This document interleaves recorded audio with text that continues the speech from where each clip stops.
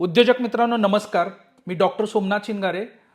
आज आपण financial discipline याचे जे फायदे आहेत 3 फायदे डिस्कस करणार आहोत.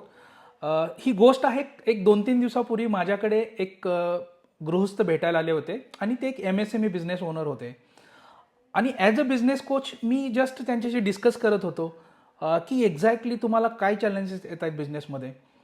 तर त्यांचं म्हणणं होतं की कॉम्पिटिशन आहे, मार्केटचा ट्रेंड आहे.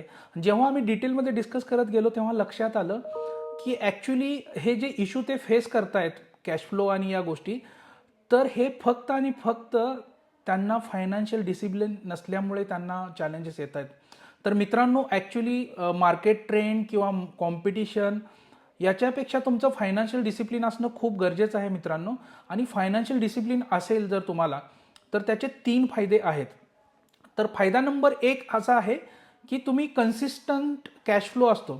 जर तुम्हाला जर डिसिप्लिन असेल की तुमचं इन्कम काय आहे, तुमचे एक्सपेन्सेस काय आहेत आणि ते तुम्ही प्रॉपरली ट्रॅक करत असाल आणि मॉनिटर करत असाल, तर त्याचा फायदा असा होतो की तुम्ही तुमचे जे पेमेंट्स आणि तुमचे प्रॉपर सगळ्या गोष्टी व्यवस्थित करू शकता.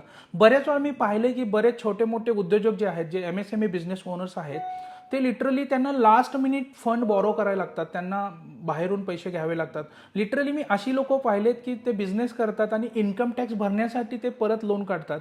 तर मित्रांनो ही काही आयडियल सिच्युएशन नाही. तर फायनान्शियल डिसिप्लिन असणं खूप गरजेचं आहे मित्रांनो ॲज अ बिझनेस ओनर. त्याच्यानंतर ॲडव्हान्टेज नंबर 2 जो आहे त्याचा फायदा असा आहे की तुम्हाला फायनान्शियल डिसिप्लिन असल्यामुळे तुम्हाला बेटर प्लॅनिंग करता येतं. म्हणजे फॉर एक्झाम्पल तुम्हाला ग्रोथ आणि स्ट्रॅटेजी प्लॅन करायची आहे, तर तुमच्याकडे तुमचे फंड फ्लो, कॅश फ्लो, तुम्हाला सगळ्या गोष्टी असतात, तुमचा डिसिप्लिन असतो. त्यामुळे तुम्ही काय करू शकता, तुम्हाला आता नवीन कोणता प्रोजेक्ट करायचा आहे का, त्याच्यानंतर वेगळं काय करायचं असेल, एक्सपान्शन करायचं असेल, तर तुमचे कॅश फ्लो आणि त्या सगळ्या गोष्टी प्रॉपरली ऑन पेपर असतात आणि त्याच्यामुळे ॲडव्हान्टेज होते की तुम्ही बेटर डिसिजन मेकिंग करू शकता.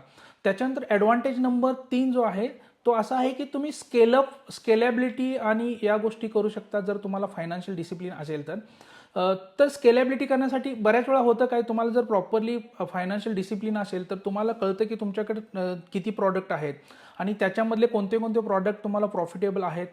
बऱ्याच वेळा काय होतं की तुमच्याकडे जर 10 प्रॉडक्ट असतील तर त्याच्यामध्ये 20% प्रॉडक्ट असे असतात की जे 80% बिझनेस देतात आणि 80% प्रॉडक्ट जे असतात ते 20% बिझनेस देतात. तर त्यानुसार मग तुम्हाला प्रॉपरली प्लॅनिंग करता येते की कोणत्या प्रॉडक्टवरती जास्त आपण मार्केटिंग केलं पाहिजे, जास्त फोकस केलं पाहिजे, आपण सेल्स टीमला गाईड कसं केलं पाहिजे.